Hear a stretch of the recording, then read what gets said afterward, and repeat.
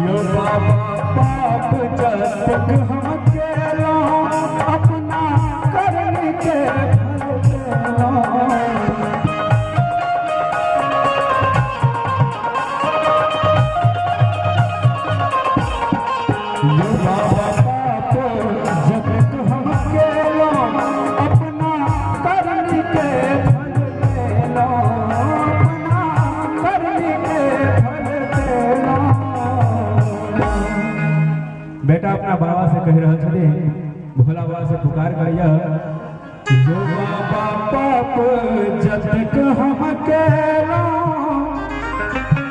अपना करनी के फल पेलो यो बाबा गलती केलो कान पकड़ का मारू ने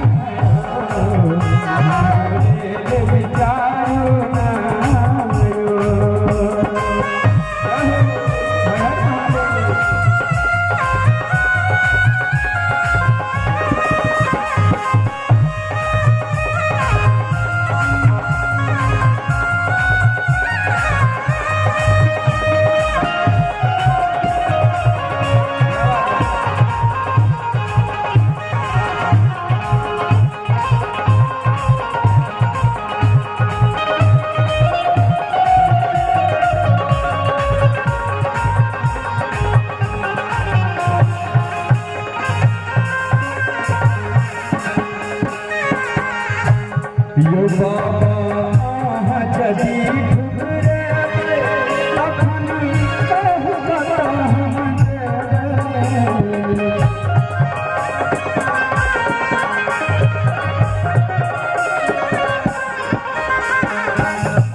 यो बाबा जदी ठुकरे तखन कहू कतऽ हम जेबै। तखन कहू कतऽ हम जेबै।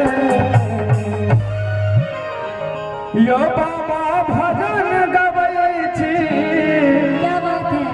हमरो विनती स्वीकारू ने ताली के साथ हमरो आबो